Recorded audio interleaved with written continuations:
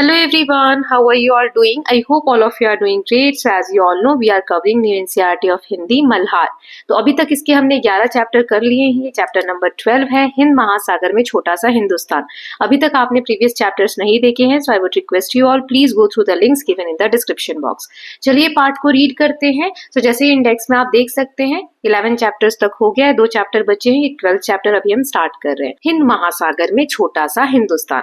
चलिए पार्ट को रीड करते हैं। यहाँ पर लेखक कह रहे हैं कि यात्रा पर मैं दिल्ली से 15 जुलाई को, बंबई यानी मुंबई से 16 जुलाई को और नैरोबी जो कि केन्या में है वहां से 17 जुलाई को कहाँ के लिए निकले? मॉरिशस के लिए। इधर से जाते समय नैरोबी जो केन्या में है उसकी दुनिया में उन्हें 1 रात और 2 दिन ठहरने का मौका मिला। अतः उनके मन में यह लोभ जग गया, लोभ मतलब लालच आया कि मॉरिशस में जो भारतीय लोग रह रहे हैं, अफ्रीकन्स रह रहे हैं, उनसे मिलने से पूर्व अफ्रीका के शेरों से मुलाकात करनी चाहिए। जहाज जिसे कि विमान कहते हैं दूसरे दिन शाम को मिलने वाला था। अतः हम जिस दिन नैरोबी पहुंचे उसी दिन नेशनल पार्क में घूमने को निकल गए, क्योंकि अफ्रीका में जो शेर मिलते हैं, लायंस मिलते हैं, उनको देखने के लिए नेशनल पार्क जाना था। सो नेक्स्ट डे वो लोग नेशनल पार्क गए। आगे देखते हैं। नैरोबी का नेशनल पार्क चिड़ियाघर नहीं है, शहर से बाहर बहुत बड़ा जंगल है जिसमें घास अधिक, पेड़ बहुत कम, लेकिन जंगल में सर्वत्र अच्छी सड़कें बिछी हुई हैं और पर्यटकों की गाड़ियां उन पर दौड़ती ही रहती हैं। अब नेशनल पार्क चिड़ियाघर नहीं होता है। चिड़ियाघर छोटी सी जगह होती है जहां पर जानवर रखे जाते हैं। नेशनल पार्क जो नेचुरल फॉरेस्ट होते हैं, घने घने जो जंगल होते हैं, वहां पर बनाया जाता है। लेकिन जो अफ्रीका का नेशनल पार्क है ना, ये जो नैरोबी का, वहां पर बहुत ज्यादा पेड़ नहीं है, पेड़ कम है, घास ज्यादा है, लेकिन रास्ते बने हुए हैं जहां पर जो ट्रैवलर्स हैं, पर्यटक यानी ट्रैवलर्स जो है, उनकी गाड़ियां दौड़ती रहती हैं। हमारी गाड़ी को भी काफी देर तक दौड़ना पड़ा, मगर सिंह कहीं भी दिखाई नहीं पड़े, उन्हें शेर देखने को नहीं मिला। एक जगह सड़क पर 2 मोटरें खड़ी थी और उन पर तरह तरह के बंदर और लंगूर चढ़े हुए थे। पर्यटक लोग इन बंदरों को कभी कभी फल या बिस्कुट खाने को दे देते थे, अतः मोटर के रुकते ही बंदर उसे घेर लेते थे। ये तो हम आज भी देखते हैं, किसी टूरिस्ट प्लेस पे जाओ और अगर वहां पे मंकीज दिखते हैं आपको, तो आप रुकेंगे तो आपके पास आ जाते हैं, आप उन्हें कुछ खाने को दो तो वो खाने लग जाते हैं। तो यही यहाँ पर बताया गया है ना। बड़ी दूरी तय करने के बाद, या यूं कहिए कि 10-20 मील के भीतर हर सड़क छान लेने के बाद हम उस जगह जा पहुंचे जहां सिंह उस दिन आराम कर रहे थे। उन्हें फाइनली वो जगह मिली जहां पर शेर आराम कर रहे थे। वहां जो कुछ देखा वह जन्म भर कभी भूलेगा नहीं। कोई 7-8 सिंह लेटे या सोए हुए थे और उन्हें घेर कर 8-10 मोटरें खड़ी थी। मतलब वहां पर 7-8 शेर थे और लोग देखने के लिए वहां पर खड़े थे। तुर्रा यह कि सिंहों को यह जानने की कोई इच्छा ही नहीं थी कि हम देखने को आने वाले लोग कौन हैं। मोटरों और शीशे चढ़ाकर उनके भीतर बैठे लोगों की ओर सिंहों ने कभी दृष्टिपात नहीं किया, मानो हम लोग तुच्छाति तुच्छ हों और उनकी नजर में आने के योग्य बिल्कुल नहीं हो। लेखक का यहाँ पर कहने का मतलब है तुच्छाति तुच्छ मतलब बहुत छोटे लोग हैं। तो ये जो सिंह है, शेर है, इनको कोई मतलब ही नहीं है कि उन्हें कौन लोग देखने आ रहे हैं, क्या कर रहे हैं, वो अपनी दुनिया में मस्त है। और लेखक ऐसा बोलते हैं कि ऐसा फील करा रहे हैं शेर जैसे हम बहुत तुच्छ हों, बहुत छोटे से लोग हों, हम शेरों के देखने के लायक बिल्कुल भी ना हो। हम लोग वहां आधा घंटा ठहरे होंगे। इस बीच एक सिंह ने उठकर जम्हाई ली, दूसरे ने देह को ताना, मगर हमारी ओर किसी भी सिंह ने नजर नहीं उठाई। हम लोग पेड़ पौधे और खरपात से भी बदतर समझे गए। मतलब जानवर कम से कम पेड़ पौधों की तरफ तो देखते हैं, यहाँ उनकी तरफ किसी ने देखा ही नहीं, उन लोगों की तरफ, है ना। इसका मतलब ऐसा बोल रहे हैं लेखक कि खरपात, खरपात मतलब क्या होता है? ये जो घास फूस होती है, तो इससे भी बेकार उन लोगों को शेर समझ रहे थे, क्योंकि शेर ने उनकी तरफ देखा भी नहीं। फिर है, इतने में कोई मील भर की दूरी पर हिरणों का एक झुंड दिखाई पड़ा, जिनके बीच एक जिराफ बिल्कुल बेवकूफ की तरह खड़ा था। अब 2 जवान सिंह उठे और 2 और चल दिए। एक तो थोड़ा सा आगे बढ़कर एक जगह बैठ गया, लेकिन दूसरा घास के बीच छिपता हुआ मोर्चे पर आगे बढ़ने लगा। अब आप समझे, यहाँ पर दिया हुआ है कि बहुत सारे हिरन के झुंड दिखाई दिए थोड़ी दूर, उनमें से एक तो आगे चलकर और थोड़ी दूर जाकर बैठ गया, लेकिन एक आगे की तरफ चला। अब क्या हुआ, हिरणों के झुंड ने ताड़ लिया कि उन पर सिंहों की नजर पड़ गई है। हिरन जो होते हैं, शेर उन पर हमला करते हैं या उनका शिकार करते हैं। हिरणों ने जैसे ही देखा कि शेरों की नजर उन पर पड़ गई है, अतः वे चरना भूलकर चौकन्ने हो उठे। अब वो जागरूक हो गए, चौकन्ने हो गए कि शेर कहीं उनकी तरफ ना आए। फिर ऐसा हुआ कि झुंड से छूटकर कुछ हिरण एक तरफ को भाग निकले, मगर बाकी जहां के तहां ठिठके खड़े रहे।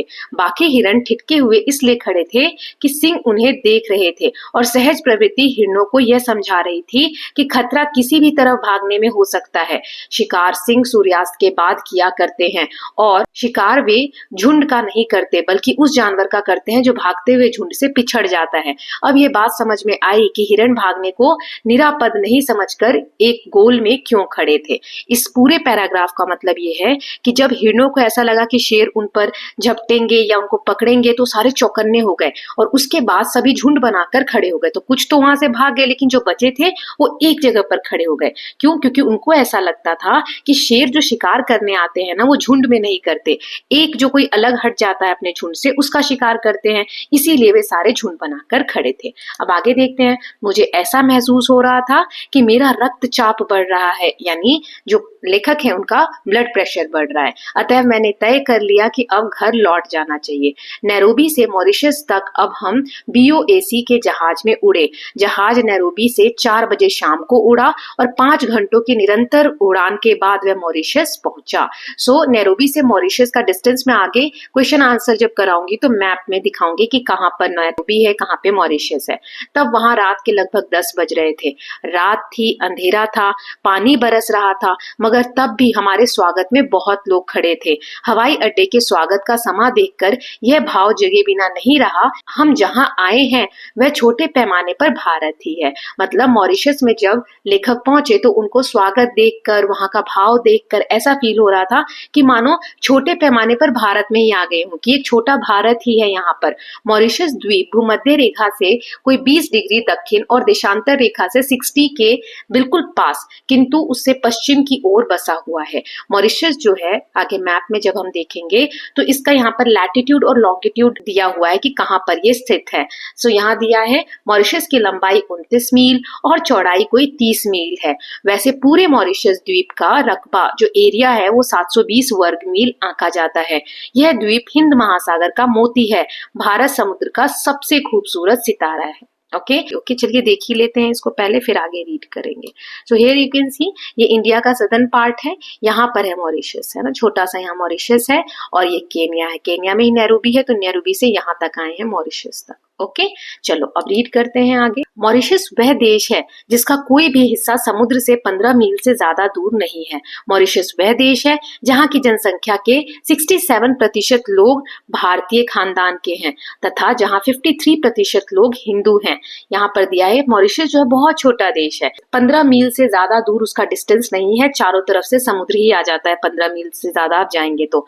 मॉरिशस जो देश है वहां के जो लोग हैं उनका 67% जो पॉपुलेशन है वो भारतीय खानदान से जुड़े हुए हैं, भारत के लोग ही उनके पूर्वज रह चुके हैं। 53% जो लोग हैं वो हिंदू हैं। मॉरिशस वह देश है जिसकी राजधानी पोर्ट लुई की गलियों के नाम कलकत्ता, मद्रास, हैदराबाद और बम्बई है तथा जिसके एक पूरे मोहल्ले का नाम काशी है। तो आप देख सकते हैं कितना ज्यादा ये इंडिया से रिलेट है कि उसका जो कैपिटल है, जो राजधानी जगह है पोर्ट लुई जिसका नाम है, वहां पर गलियों के नाम ऐसे रखे हैं जो हमारे यहाँ पे स्टेट के नाम है, जैसे कलकत्ता, मद्रास, हैदराबाद, बम्बई, है ना, ऐसे नाम है। और एक पूरा एरिया है, मोहल्ला है जिसका नाम काशी है।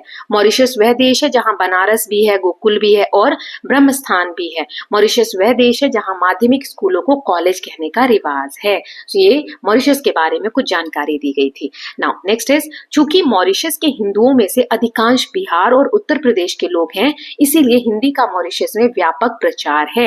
वहां पर बहुत सारे लोग हिंदी बोलते हैं। मॉरिशस की राजभाषा अंग्रेजी, किंतु संस्कृति की भाषा फ्रेंच है। कल्चरल जो लैंग्वेज है वहां का फ्रेंच है, वैसे जो राजभाषा है वो अंग्रेजी है, मगर जनता वहां क्रियोल बोलती है। क्रियोल का फ्रेंच से वही संबंध है जो संबंध भोजपुरी का हिंदी से है। कैसे भोजपुरी में बहुत से शब्द ऐसे हैं जो हिंदी भाषा में भी होते हैं, से शब्द भोजपुरी में है ना, ऐसे ही फ्रेंच और क्रियोल जो है वो लगभग मिलती जुलती भाषा है। मॉरिशस भोजपुरी को ही मानना पड़ेगा। प्राय सभी भारतीय भोजपुरी बोलते अथवा उसे समझ भी लेते हैं। यहाँ तक कि भारतीयों के पड़ोस में रहने वाले चीनी भी भोजपुरी बखूबी बोल लेते हैं।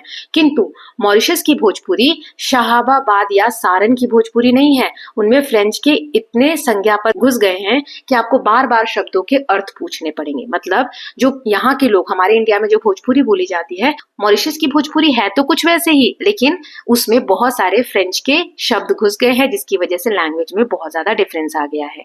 मॉरिशस में ऊख की खेती, ऊख यानी ईख गन्ना, ऊख की खेती और उसके व्यवसाय को जो सफलता मिली है भारतीयों के कारण मिली है। मॉरिशस की असली ताकत भारतीय लोग ही हैं। सारा मॉरिशस कृषि प्रधान द्वीप है। कृषि प्रधान यानी वहाँ खेती सबसे ज्यादा लोग करते हैं, क्योंकि चीनी वहाँ का प्रमुख अथवा एकमात्र उद्योग है। चीनी किससे बनता है? ऊख यानी गन्ने की खेती से ही बनता है, गन्ने से बनता है। तो चीनी वहाँ का सबसे इम्पोर्टेंट उद्योग है। किंतु भारतीय वंश के लोग यदि इस टापू में नहीं गए होते तो ऊख की खेती असंभव हो जाती और चीनी के कारखाने बढ़ते ही नहीं। टापू यानी द्वीप जो चारों तरफ से पानी से घिरा हो। अगर भारतीय वंश के लोग वहां नहीं जाते, नहीं रहते, यहाँ पर कभी ऊख की खेती संभव नहीं होती और चीनी के कारखाने भी नहीं बनते ना। भारत में बैठे बैठे हम यह नहीं समझ पाते कि भारतीय संस्कृति कितनी प्राणवती और चिरायु है, मतलब कितने लंबे समय से चली आ रही है। किंतु मॉरिशस जाकर हम अपनी संस्कृति की प्राणवत्ता का ज्ञान आसानी से प्राप्त कर लेते हैं। मालिकों की इच्छा तो यही थी कि भारतीय लोग भी क्रिस्तान हो जाएं, किंतु भारतीयों ने अत्याचार तो सहे लेकिन प्रलोभनों को ठुकरा दिया। वे अपने धर्म पर डटे रहे और जिस द्वीप में भगवान ने उन्हें भेज दिया था उस द्वीप को उन्होंने छोटा सा हिंदुस्तान बना डाला। यह ऐसी सफलता की बात है जिस पर सभी भारतीयों को गर्व होना चाहिए। मतलब जो लोग वहां भारत के गए थे, वहां पर जिसके लिए वो काम करते थे, वो मालिक तो चाहते थे उनको क्रिश्चियन बना दिया जाए, उनका भी धर्म चेंज कर दिया जाए, लेकिन उन्होंने सारे अत्याचार सहे, अपने धर्म पर डटे रहे। तो ये बहुत प्राउड की बात है इंडियंस के लिए। नाउ मॉरिशस के प्रत्येक प्रमुख ग्राम में शिवालय होता है। वहाँ हर जो गांव इंपॉर्टेंट है वहां पे शिवालय मिलेगा, शिव जी का मंदिर।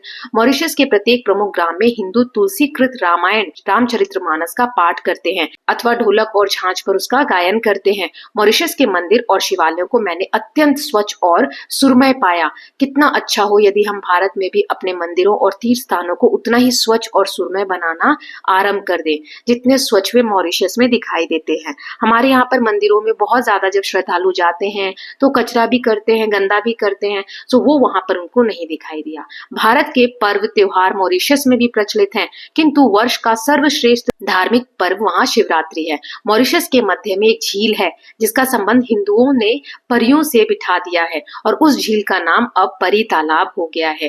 परी तालाब केवल तीर्थ ही नहीं है, दृश्य से भी पिकनिक का स्थान है। वो बहुत सुंदर देखने वाली जगह है, किंतु वहां पिकनिक पर जाने वाले लोग अपने साथ मांस मछली नहीं ले जाते, न अपवित्रता का वहां कोई व्यापार करते। जो लोग वहां पिकनिक मनाने घूमने जाते हैं वो उस जगह को अपवित्र नहीं करते, गंदा नहीं करते हैं।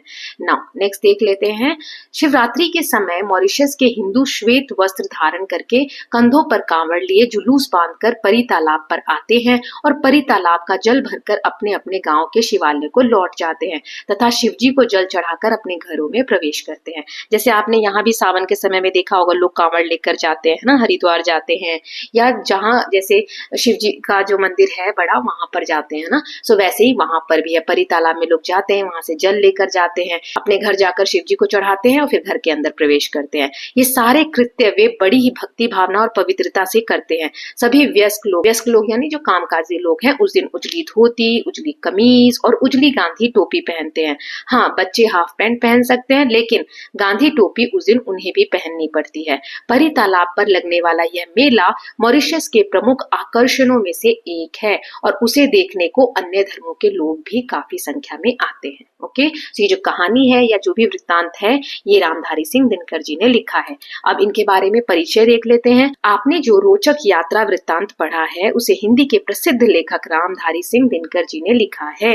दिनकर की रचनाओं की विशेषता है भारत और भारत की संस्कृति। सो ये जो अभी हमने यात्रा वृत्तांत पढ़ा, यात्रा वृत्तांत क्या होता है? जब ट्रैवल करते समय जो आपने एक्सपीरियंस किया उसको आप लिखते हैं एक चैप्टर के फॉर्म में, एक नोट के फॉर्म में, तो उसे हम यात्रा वृत्तांत कहते हैं। सो जो रामधारी सिंह दिनकर जी हैं आप यहाँ देख सकते हैं, उनका समय 1908 से 1974 तक था। उन्होंने जो रचनाएं लिखी हैं उसका जो मेन इंपॉर्टेंट टॉपिक है वो भारत और भारत की संस्कृति है। उनकी रचनाओं में वीरता, उत्साह और देश प्रेम का भाव अधिक है। स्वतंत्रता मिलने के बाद भी भारत का गौरव गान उनकी रचनाओं का विषय बना रहा। उन्होंने आप जैसे बच्चों के लिए भी पुस्तकें लिखी हैं, जैसे मिर्च का मजा, पढ़क्कू की सूझ और सूरज का ब्याह आदि। उन्होंने बहुत सी किताबें बच्चों के लिए भी लिखी है। सो विद दिस स्टूडेंट्स हमने चैप्टर पूरा रीड कर लिया है। ये पार्ट 1 है, लेंदी हो जाएगा, एक और और पार्ट आएगा जिसमें जो एक्सरसाइज है उसको हम कवर कर लेंगे। ओके, 21 तक बहुत सारे बच्चों के एग्जाम है, 1 या 2 दिन में मैं नेक्स्ट जो चैप्टर है वो भी कवर कर दूंगी। So I hope all of you are doing well and preparing well for your exam. जिनके हो गए हैं I will wait for your result. आप लोग प्लीज रिजल्ट शेयर करिएगा, जिनका एग्जाम नहीं हुआ है जब हो जाएगा तब रिजल्ट शेयर करिएगा।